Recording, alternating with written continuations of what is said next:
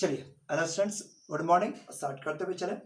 ठीक है, देखो हम लोग का कल एक टॉपिक आपको दिखाए थे, ये आपका रेन और मैन का मोशन को डिस्कस करता हुआ। ठीक है, आज एक टॉपिक हम लोग डिस्कस करने जा रहे हैं, मोशन अक्रॉस रिवर।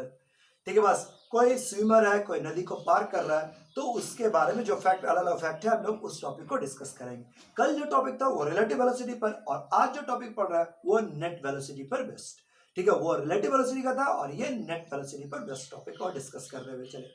ठीक है बात, तो देखिए ये आपका मोशन इन ए रिवर। अब कोई एक नदी है, ठीक है, कोई एक नदी है, मान लो ये एक नदी है। ठीक है, ये एक नदी है जिसका चौड़ाई कितना है, डी। इसमें पानी बह रहा है, इस दिशा में पानी बह रहा है। और ठीक है, पानी का करंट का जो वेलोसिटी है वो v, करंट का वेलोसिटी u, करंट का वेलोसिटी u। एक आदमी उसको पार करना चाह रहा है। अरे बस एक आदमी जिसका स्ट्रेंथ ऐसा है कि शांत जल में, स्टिल वाटर में अड़ेगा, उसका वेलोसिटी कितना है, v। स्टिल वाटर में वेलोसिटी v। अब वो नदी को पार करना चाह रहा है। अगर एक स्टिल वाटर में वेलोसिटी उसका v है, अगर वो नदी में पार करना चाहता है तो सोचो कैसे पार कर सकते। सोचो वो स्विमर तुम ही है, ठीक है, तुम ही है, तो कैसे पार कर सकता है, नदी को पार करना है।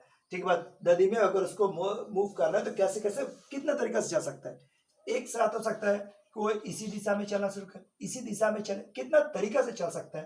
तो एक केस होता है, ठीक है, बस कि वो along the direction of current चले, along the direction of currents, अड़ेगा डायरेक्शन ऑफ करंट चले, करंट के दिशा में वो मूव करे। और कैसे चल सकता है, ये हो सकता है किसी परिस्थिति में नहीं इधर चल रहा, वो इधर चलने की कोशिश करेगा। अड़े बस, तो हम लोग ऐसा कर सकते हैं, opposite to direction of currents, अड़ेगा opposite to direction of current चले। और कैसे हो सकता है, ये हो सकता है अड़े बस कि वो कुछ एंगल बनाता हुआ चले, परपेंडिकुलर चले, perpendicular to the direction of currents, direction of currents, अड़ेगा perpendicular to the direction of currents. और एक हो गया कि by making some angle, by making some angle with the current, by making some angle with the currents, angle with the currents, अड़ेगा current के साथ कुछ एंगल बनाते हुए चले। तो देखो ये चार तरह का से पार्टिकल जो कोई आदमी नदी में चल सकता है, चार तरीका से। इसको आप समझते हैं, बताओ। Motion across the motion in the direction of current, भाई नदी जिस दिशा में बह रहा, आदमी उसी दिशा में चलने लगे, तब उस समय क्या होता है, उस समय उसका नेट वेलोसिटी क्या होगा। ठीक है, इस सिचुएशन को हम लोग क्या कहते हैं, इस सिचुएशन को हम लोग कह सकते हैं डाउन स्ट्रीम। कि मोशन के दिशा, नदी के दिशा में भी आदमी बहना शुरू करेगा, इस दिशा में, नदी के दिशा में बहना शुरू करेगा along द रिवर, तो तुम्हारे पास नेट वेलोसिटी क्या हो जाएगा, ऑब्जेक्ट का नेट वेलोसिटी तुम्हारे पास, दोनों चूंकि सेम दिशा में है तो just v plus u, same दिशा में इसलिए जस्ट v प्लस यू आ जाएगा। ठीक है, बस नदी में अगर सेम दिशा में बह रहा है तो ये आपका एक कांस्टेंट वेलोसिटी कितना गेन करेगा, v प्लस यू। और कांस्टेंट वेलोसिटी है तो आपको इसको डिस्कस करने में परेशानी आएगा ही नहीं। s बराबर v plus you into T. ठीक है, टी समय तक अगर वो बहेगा तो उसका टोटल ट्रेवल डिस्टेंस कितना हो गया, तो u plus v into T, आसानी से डिस्कस हो जाएगा। इसलिए ये मोशन उतना बड़ा नहीं आएगा। Opposite to the direction of current, अगर मान लो नदी जिधर है उसके उल्टा दिशा में बहना है, अगर उल्टा दिशा में तय करके उसको दूर जाना है तो तैराक में तेजी दम होना चाहिए, नदी का बहाव से उसका वेलोसिटी ज्यादा होना चाहिए, तभी वह संभव है। मान लेते हैं कि ये v ज्यादा है, तो उस समय नेट वेलोसिटी का मान क्या आ जाएगा, तो जस्ट v माइनस यू। और s बराबर, इस बार भी आपका स्ट्रेट लाइन मोशन है, ठीक है, बात कांस्टेंट वेलोसिटी चल रहा है, तो v minus you into T. अब रहता है कि परपेंडिकुलर डायरेक्शन में, ठीक, बस मतलब ये सिचुएशन, ये u है और ऐसा दिशा में चलने का कोशिश करेगा। ठीक, बस तो ऑब्जेक्ट में दो वेलोसिटी आएगा, एक तो अपना तो है ही, साथ में नदी के बहाव के कारण। जब वो नदी की दिशा में बहने की कोशिश करेगा, नदी की दिशा के परपेंडिकुलर तैरने की कोशिश करेगा, तो उसको एक ऊपर जाने की कोशिश करेगा, लेकिन नदी का बहाव उसको सीधे जाने नहीं देगा, वो कुछ डायरेक्शन के साथ मूव कर जाएगा। अड़ी बस कुछ एंगल के साथ मूव करके पहुंचेगा, सीधा नहीं पहुंचेगा, कुछ आगे यहाँ पर पहुंचेगा। तो ये जो दूरी है इसको हम लोग कहते हैं ड्रिफ्ट। मतलब इस समय ऑब्जेक्ट में दो वेलोसिटी आ जाएगा। देखो नेट वेलोसिटी जिसको बात कर सकते हैं नेट, तो उसमें दो वेलोसिटी है, एक यू आई एक दिशा में और एक आपका वी जे एक परपेंडिकुलर में दिशा में आएगा। सो उसमें दो तरह का वेलोसिटी आ सकता है। अरे बस अब जो पूरा का पूरा डिस्कशन होगा वो इसी पर डिपेंड करता है। और अगर कुछ एंगल 90 की जगह पर कुछ और, चाहे मान लो ये थीटा बना के तैरे या ये सिचुएशन ऐसे रहे, ऐसा इतना थीटा हो, तो सारा इस केस में डिस्कस करें। तो इसका कंपोनेंट तोड़ लेंगे। एक आपका v cos थीटा, देख लो इधर तुम्हारे पास v sin थीटा और इधर हो गया आपका v cos थीटा, और इससे फिर हम लोग मोशन को डिस्कस कर पाएंगे। ठीक है बात, मतलब आपको हर हालत में दो दिशा में वेलोसिटी चाहिए, एक आपका हॉरिजॉन्टल माने करंट की दिशा में, एक करंट से परपेंडिकुलर, एक करंट की दिशा में, एक करंट से परपेंडिकुलर।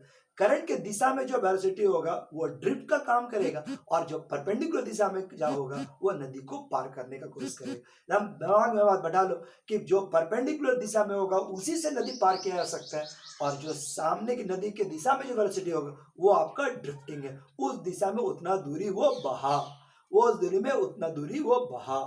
अड़ी बस, तो ये चार केस, पहला केस में इसमें नदी कहीं पार हो नहीं सकता, ठीक है, इसमें नदी पार नहीं हो सकता, हम लोग को ये केस को डिस्कस करना है। तो ये चार तरह का मोशन, बताओ ये बात समझ में आ रहा है? तो ध्यान रखना कि अगर नदी के दिशा में बहेगा तो u प्लस v वेलोसिटी, नदी के विपरीत में जाएगा तो v माइनस यू, परपेंडिकुलर दिशा में जाएगा तो कंपोनेंट्स के द्वारा कंपोनेंट तोड़ देंगे। अड़ेगा डिस्कस करने के समय में हम कंपोनेंट तोड़ देंगे, और जो वर्टिकल जो आपका नदी के परपेंडिकुलर दिशा में जो कंपोनेंट आएगा वो काम करेगा नदी को पार कराने का, और जो नदी के दिशा में आएगा वो काम करेगा नदी के दिशा में बहने का। तो ये दो तरह का कंसेप्ट में आएगा, नदी के दिशा और नदी से परपेंडिकुलर। ठीक है, बस आइए डिस्कस करते हुए चले। अब हम लोग थर्ड और फोर्थ केस को डिस्कस करें। जैसे मान लो ऐसा ये नदी है जिसका बहाव कितना है u, एक आदमी उसको v के साथ कुछ एंगल पर तैरता हुआ दिखा, एक आदमी जिसका स्टिल वाटर में वेलोसिटी कितना है v, और वो थीटा एंगल पर से नदी को पार करने की कोशिश करते। तो जब भी आपसे पूछा जाए, कोई भी चीज पूछे कितना समय लगेगा, कितना वो बहेगा, तो आप तुरंत उसका कंपोनेंट के रूप में तोड़ दो। v का दो कंपोनेंट, एक हो गया हॉरिजॉन्टल कंपोनेंट्स और ये हो गया आपका वर्टिकल कंपोनेंट्स। ठीक है, नदी के बहाव नदी के दिशा में आपका u plus v cos theta, नदी से परपेंडिकुलर v sin थीटा, नदी को पार करने का काम। इसके कारण क्या होगा, आदमी मान लो यहाँ पर बहा तो ये दूरी आपका ड्रिफ्ट हुआ, जो बहा नदी के बहाव में बह गया, और ये हो गया नदी को पार करने में। मान लो नदी का चौड़ाई कितना है d, तो बताओ नदी को पार करने का काम कितना होगा, काम करने का काम किसका, इसका या इसका? अरे अभी ना बताएं कि आप नदी के दिशा में जो रहेगा उसका काम है बहना, ड्रिफ्ट वेलोसिटी, और परपेंडिकुलर दिशा में जो है उससे वो नदी को पार कर रहा है, तो नदी का पार करने का काम इसके द्वारा। तो अब बताओ क्या आप टाइम निकाल सकते हैं कि बताइए नदी को पार करने में उसको कितना समय लगेगा, नदी को पार करने में कितना समय लगेगा? तो दूरी बराबर समय बराबर क्या हो गया, दूरी बटा 4, तो दूरी कितना हो गया d, और इस दिशा में क्या हो गया, this is v sin theta. So time बराबर क्या हो गया, d divide by v sin theta. ठीक है बात, अब नदी का बहाव कुछ भी हो, नदी का बहाव कुछ भी हो, लगने का समय केवल ये फॉर्मूला के द्वारा निकल जाएगा। ठीक बस, नदी का बहाव कुछ भी हो, टाइम इतना। अब अगर आपको ये निकालना है कि बताओ वो कितना दूर बहा, वो कितना दूर बह गया, तो सोचो कि बहा कब होगा, उतना ही समय ना जितना समय में वो नदी को पार किया। जिस समय में वो नदी को पार कर रहा है उतना समय में ही ये वेलोसिटी से जितना दूरी ट्रेवल करेगा दैट इज कॉल्ड ड्रिफ्ट। तो वो ड्रिफ्ट अगर निकालना कभी चाहे तो x बराबर क्या होगा, ये हॉरिजॉन्टल वेलोसिटी, इस दिशा में जो नेट वेलोसिटी है इनटू टाइम। सो u plus v cos theta into time, कौन सा टाइम, वो टाइम जिसमें वो नदी को पार किया, यानी क्या हो जाएगा, this is u plus v cos theta into d divide by v sin theta. So ये आपका फॉर्मूला डेवलप हो गया। ठीक है, बस टाइम नदी को पार करने में समय लगेगा वो ये, और जो ड्रिफ्ट होगा वो इतना, नदी को पार करने में समय लगेगा वो d divide by v sin theta, और जो ड्रिफ्ट होगा वो इस प्रकार का आएगा। बोलो याद है? ठीक है, तो ये इसका कंसेप्ट। अब कभी कभी आपसे ये एक सिंपल से बात किया जाएगा कि बताइए नदी को आप का बहाव में इस तरह का आपका बस रहेगा, और इसका रिजल्टेंट कुछ इस तरह का, ये रिजल्टेंट। अरे बस हाँ, अगर तुम चाहो कि इस समय ड्रिफ्ट इतना हो गया, अब बताओ डायरेक्शन कितना हुआ, तो डायरेक्शन भी आप निकाल सकते हैं। बताओ डायरेक्शन यानी अल्फा का वैल्यू आप निकाल सकते हैं। तो अरे तेरे पास यही ना तुम्हारा नेट वेलोसिटी कितना है, इधर हो गया v sin थीटा, इधर u plus v cos theta, ठीक बस ये u plus v cos theta यही आपका डायरेक्शन है, ठीक है, ये आपका डायरेक्शन का रूप में आ रहा है। सो ये हो गया v साइन थीटा, ठीक है, और ये आपका अल्फा, बताओ अल्फा का मान निकाल सकता है तो tan इनवर्स ये formula v sine theta. So tan inverse v sine theta और divide by u plus v cos theta, मतलब इतना एंगल से वो जाता हुआ दिखेगा। वो तैरने की कोशिश कर रहा है थीटा से, लेकिन दिख रहा है इतना। क्यों दिख रहा है ऐसा? क्योंकि नदी में बहाव है। वो चाहता है कि वो इस दिशा में पार कर जाए, लेकिन नदी के बहाव उसको ऐसा होने नहीं दे रहा है और वो इस दिशा में जाता हुआ दिख रहा है। तो डायरेक्शन का वैल्यू क्या आ जाएगा? v sin theta divide by u plus v cos theta. हाँ, अगर कभी नेट वेलोसिटी का भी बात करोगे, नेट वेलोसिटी का मैग्नीट्यूड का, तो मैग्नीट्यूड आप ऐसे निकाल सकते हैं, हॉरिजॉन्टल वेलोसिटी का स्क्वायर और प्लस वर्टिकल वेलोसिटी का स्क्वायर।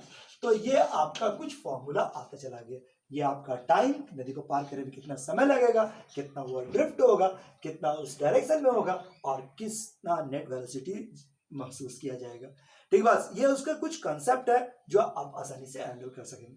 अब कभी कभी इसमें क्वेश्चन पूछेगा कि ठीक है देखो हमको किधर बस नदी पार करना है, हमको नदी पार करना मिनिमम समय में। हम सामने पहुंचे, यहाँ पहुंचे, बाएं तरफ पहुंचे, किधरों पहुंचे, लेकिन जितना जल्दी हम चाहते हैं नदी को पार करें। ठीक, बस समय, इससे मतलब टाइम मिनिमम। हम नदी को पार करना चाहते हैं, किसी तरह से अगर करें तो नदी को पार करें तो समय मिनिमम। अब तुम बताओ समय मिनिमम होने के लिए क्या जरूरी है? टाइम किस पर डिपेंड करता है? ध्यान से देखो, time D V sine theta. D नदी का चौड़ाई जो नहीं बदल सकता तेरे चाहने पर, वी आदमी का शक्ति चाल, वो भी उसका ताकत, वो फिक्स हो गया। अब बचा केवल थीटा, तुम जो चेंज कर सकता हो वो थीटा। तो अब सोचो टाइम मिनिमम, टाइम का वैल्यू मिनिमम कब? जब नीचे वाला फैक्टर मिनिमम, ये भी फिक्स है, ये भी फिक्स है, माना साइन थीटा अपना, ठीक है, ये टाइम मिनिमम कब? जब साइन थीटा अपना मैक्सिमम वैल्यू लेगा। अब बताओ साइन थीटा का वैल्यू कितना हो जाएगा? साइन थीटा का मैक्सिमम मान कितना होता है? तो 1। सो टाइम मिनिमम के लिए ये formula D divide by V. ठीक बात, माने इतना मिनिमम है, इतना मिनिमम समय है जितना में वो नदी को पार कर सकते, इससे कम में पॉसिबल नहीं, इतना तो लगेगा ही लगेगा। ठीक, बस। और इस दौरान अगर ड्रिफ्ट भी निकालने बोल दे कि इतना समय में बताइए, ठीक है नदी बह तो गया, कितना ड्रिफ्ट होगा? तो ड्रिफ्ट के लिए वही हॉरिजॉन्टल वेलोसिटी क्या था? u plus v cos theta और टाइम कितना हो गया? तो d बाई v। सो इससे आप ड्रिफ्ट का वैल्यू भी निकाल सकते हैं। ठीक है, बस। अब आगे, ठीक है बात, अगर मान लो दूसरा सिचुएशन, नहीं हमको टाइम से मतलब नहीं है, टाइम छोटा हो बड़ा हो, लेकिन हम चाहते हैं कि सीधा सीधा नदी पार कर जाए। अब हम चाहते हैं कि यहाँ पर सीधे सीधे नदी को पार कर जाए, मतलब मेरा ड्रिफ्ट हो ही ना, हम नदी में बहे ही नहीं, सामने पार करना चाहते हैं, कितना समय लगे हम चाहते हैं सीधा ही पार कर जाए। इस सिचुएशन में क्या होगा? तो ये इसमें दो केस संभव है। ठीक, बस नदी को सीधा पार करना चाहते हैं तो इसमें दो केस संभव है। पहला, ठीक, बस पहला कि अगर नदी का बहाव, नदी का मतलब आदमी का बहाव नदी से ज्यादा हुआ, नदी के वेलोसिटी से ज्यादा हुआ, तभी यह सिचुएशन संभव है कि वो आदमी सीधे सीधे पार कर सके। देखो ये इधर था, ये इधर इस दिशा में, अगर तुम्हारे पास सीधा पार करने चाहिए, मतलब ये वाला कंपोनेंट एक दूसरे को बैलेंस करेगा तब ना वो सीधा पार कर सकता है। मतलब ये जो नदी का बहाव है और ये आदमी का जो वेलोसिटी है v cos थीटा, ठीक, बस ये जो कंपोनेंट्स है, ये नेट वेलोसिटी, इसका मान 0 हो जाए तभी ना है कि वो सीधे पार कर पाएगा। तो अगर नदी को वो सीधा पार कर देना चाहता है तो इसके लिए एक ही मात्र शर्त है कि u plus v cos theta का वैल्यू जो हमारा 0 हो सके। अब तुम सोचो यहाँ पर अगर v का मान u से ज्यादा है तब ये पॉसिबल है कि इसका कुछ कंपोनेंट u के बराबर है। अगर v छोटा हो जाए, जब उल्टा होता तो ये तो पॉसिबल ही नहीं होगा। हाँ, अब बताओ इस सिचुएशन में कि क्या सीधा पार कर देने की क्या जरूरत होगा? तो u plus v cos theta बराबर 0, यानी cos थीटा बराबर क्या हो गया? Minus u by we, minus u by V. मतलब अगर इतना इस एक्सप्रेशन के द्वारा बना हुआ एंगल पर वो तैरने का कोशिश करेगा तो ऐसे नहीं समझ में। फिर सुनो क्या बोले कि हम चाहते हैं कि नदी को सीधा पार करें, पर सीधा पार करना चाहते हैं, बहना नहीं चाहते, बस कितना समय लगे लेकिन सीधा पार करना चाहते हैं। मतलब मेरा जो पाथ होगा वो सबसे छोटा हो, जिसको हम लोग शॉर्टेस्ट पाथ के नाम से भी जानते हैं। ठीक है, शॉर्टेस्ट पाथ के नाम से जान रहे हैं। तो देखो बताओ क्या होगा? इस दिशा में velocity u plus v cos theta, ये भी। अब अगर दो सिचुएशन संभव है, ये तभी संभव है जब नदी का बहाव आदमी के वेलोसिटी से कम रहा, आदमी का वेलोसिटी ज्यादा रहा, तभी वो सीधा पार कर सकता है, नहीं तो मजबूरी ऐसी बहना तो पड़वे करेगा। तो ये देखो v माइनस यू, अब तुम सोचो, ये अगर वो सीधा पार करना चाहता, दो कंपोनेंट है, एक u plus v cos theta, एक v साइन थीटा, अगर वो सीधा पार कर सकना चाहता है तो ये केवल और केवल इसी परिस्थिति में हो जाएगा जब ये वाला जीरो हो जाए और उसके पास केवल एक वेलोसिटी बच जाए v साइन थीटा, तभी ना पार कर सकता है। तो कंडीशन क्या हो गया कि u plus v cos theta that's will be equal to 0, यानी कॉस थीटा बराबर minus u by we minus b. अगर इतना एंगल के साथ वो तैरेगा तो नदी को वो सीधा पार कर सकेगा। हाँ, इस समय अगर कोई हमसे पूछे टाइम निकाल दीजिए तो टाइम बराबर क्या होता है v साइन थीटा, और साइन थीटा का formula 1 minus cos square theta, so u square by v square. So आप एक्सप्रेशन निकालिएगा तो आ जाएगा v, ठीक है, v डी और divide by v square minus u square. लो, इतना वेल टाइम के साथ वो नदी को पार कर सकते हैं। ये हो गया आपका शॉर्टेस्ट पाथ। टाइम मिनिमम मतलब हो गया थीटा का value 90 degree, time minimum theta का वैल्यू 90 डिग्री, और इसका मतलब यहाँ पर हो गया u plus v cos theta. एक तरह से कह सकते हैं कि अल्फा का वैल्यू 90 डिग्री या और कॉस थीटा बराबर माइनस यू बाई वी, और टाइम कितना लग जाएगा तो v d divide by v square minus u square. ये आपका रिजल्ट। हाँ, अब इसी के साथ अगर केस पलट जाए कि अगर नदी का बहाव ज्यादा तेज है, ठीक है, बस मतलब बाढ़ आया हुआ है, भयानक बाढ़ आया हुआ है, तो कितना भी बड़ा तरह के वो नदी को सीधा पार नहीं कर सकता, नदी उसको कुछ तो बहा ही देगा। अगर नदी का वेलोसिटी ज्यादा है तो आदमी उसको सीधा पार नहीं कर सकता, उसको कुछ दूर तो बहना ही पड़ेगा। इस सिचुएशन में ये संभव ही नहीं है कि उसको पार कर, तो ये बहना ही पड़ेगा। हाँ, आपसे ये पूछा जा सकता है कि बताइए x का मिनिमम वैल्यू क्या है, x का मिनिमम वैल्यू क्या है, ठीक बस, तो आप x का मिनिमम वैल्यू आप डिस्कस कर सकते हैं, ठीक बस। x का जो वो उसको जितना उसको बहना पड़ेगा, तो x बराबर क्या था, जैसे u plus v cos theta और d divide by v sine theta, v sine theta है ना, मेरे पास आया था। अब x का मिनिमम वैल्यू निकाल लो। x का मिनिमम वैल्यू के लिए तो डिफरेंशिएशन करो, किस पर डिपेंड कर रहा है, थीटा पर, तो dx बाई डी थीटा का डिफरेंशिएशन कर देना, ठीक है, डी बाई वी कॉन्स्टेंट बाहर है, अब u plus v sine theta, maximum वाला कंसेप्ट लगा रहे हैं, देखा बेटा इसको। तो अब आप इस तरह का डिस्कशन कर सकते हैं, ठीक है, इस प्रकार का इस पर डिस्कशन कर दो। x का वैल्यू हमको निकालना है, तो आ गया क्या, d by v, this is u plus v cos theta और बटा में साइन थीटा, चाहो तो इसका बांट दो, d डिवाइड बाई वी, और ये हो गया u कॉसेक थीटा और माइन प्लस v कॉट थीटा।